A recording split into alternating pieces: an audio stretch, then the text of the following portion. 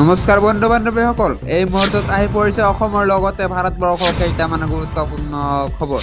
আপোনালোকে ভিডিঅ'টো স্কিপ নকৰাকৈ শেষলৈ চাই থাকিব।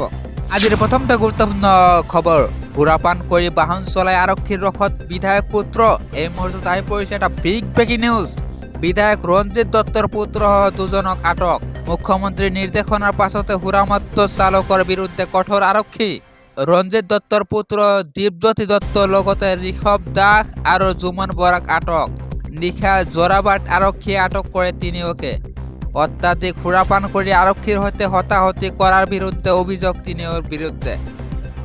ফৰচুনাৰ বাহনেৰে নগাঁৱৰ দিশৰ পৰা তীব্ৰ বেগেৰে আহি আছিল গুৱাহাটীলৈ। আৰক্ষীয়ে জব্দ কৰে AS32A3333 নম্বৰৰ ফৰচুনাৰ বাহন। আজিৰ পৰৱৰ্তী গুৰুত্বপূৰ্ণ খবৰ, চাকৰি প্ৰত্যাশী যুৱক যুৱতীৰ বাবে অত্যন্ত জৰুৰী খবৰ। এই মুহূৰ্তত আহি পৰিছে এটা বিগ ব্ৰেকিং নিউজ। এমপ্লয়মেণ্ট এক্সচেঞ্জত পুনৰ পঞ্জীয়ন কৰিব লাগিব যুৱক যুৱতীসকলে। অহা 29 ফেব্ৰুৱাৰীৰ ভিতৰত এমপ্লয়মেণ্ট এক্সচেঞ্জত পুনৰ পঞ্জীয়ন কৰিব। কেনেকৈ কৰিব এই আবেদন? সেৱা সেতু পৰ্টেল আৰু নাগৰিক সেৱাসমূহ নিৰ্বাচন কৰক। কৰ্মসংস্থাপন শিতানত থকা নিয়োগ বিনিময়ত নিয়োগ সন্ধানকাৰীৰ পুনৰ পঞ্জীয়ন নিৰ্বাচন কৰক। আধাৰৰ সৈতে অথবা আধাৰৰ অবিহনে আবেদন কৰিব পাৰিব। সহায়ৰ বাবে rtps.assam@assam.gov.in মেইল কৰিব পাৰে অথবা 8099897266 হোৱাটছআপ নম্বৰত যোগাযোগ কৰিব পাৰে। আজিৰ পৰৱৰ্তী গুৰুত্বপূৰ্ণ খবৰ, নতুনকৈ ৰেচন কাৰ্ড লাভ কৰা হিতাধিকাৰীলৈ আহিছে ভাল খবৰ। এই মুহূৰ্তত আহি পৰিছে এটা big breaking news. Lakh lakh হিতাধিকাৰীৰ বাবে হিমন্ত চৰকাৰৰ বৃহৎ ঘোষণা।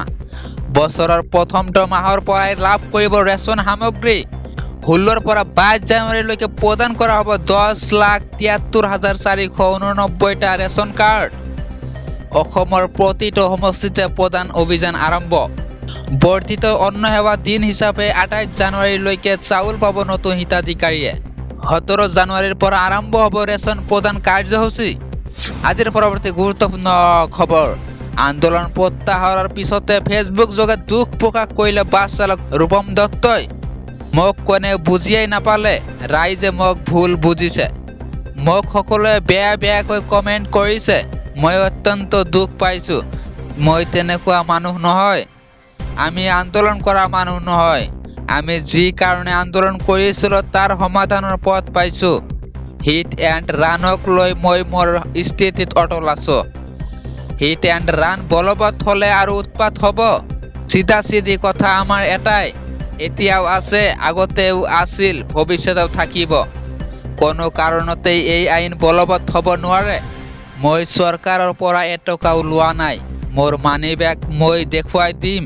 ফেচবুকৰ জৰিয়তে আন্দোলন আৰু হিট এণ্ড ৰাণৰ ব্যাখ্যা আগবঢ়ালে বাছ চালক ৰূপম দত্তই। আমি কৰ্মবিৰতি পালন কৰিছিলোঁ, কিন্তু বহু ঠাইত হ'লগৈ হিংসাত্মক ঘটনা। কেনেকৈ হিংসাত্মক ঘটনা হ'ল মই নাজানো। মোক দেখাত দালালৰ নিচিনা লাগে নেকি? আমি দালাল নহয়। মই কোনো গুণ্ডাগিৰি কৰা নাই। গুণ্ডাগিৰি কৰিলে ইয়াত থাকিব নোৱাৰিব। মন্তব্য কৰিছে বাছ চালক তথা জনপ্ৰিয় লেখক ৰূপম দত্তই। আজিৰ পৰৱৰ্তী গুৰুত্বপূৰ্ণ খবৰ, সুৰাপান কৰি বাহন চলোৱাসকল সাৱধান হওক। এই মুহূৰ্তত আহি পৰিছে এটা বিগ ব্ৰেকিং নিউজ। ধৰা পৰিলে নাম লাইচেন্স বাতিল কৰি ৰাজহুৱা কৰা হ'ব আপোনাৰ নাম। পিতৃৰ নামৰ সৈতে বাতৰি কাকতত প্ৰকাশ হ'ব সুৰাপায়ী চালকৰ নাম। সুৰাপায়ী চালকৰ বিৰুদ্ধে পৰিবহণ বিভাগৰ কঠোৰ পদক্ষেপ।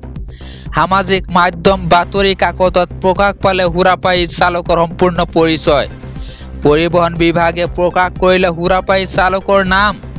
গুৱাহাটীৰ 28 জন সুৰাপায়ী চালকৰ নাম প্ৰকাশ পালে বাতৰি কাকতত। প্ৰতিখন জিলালৈ পৰিবহণ বিভাগৰ বিশেষ নিৰ্দেশনা।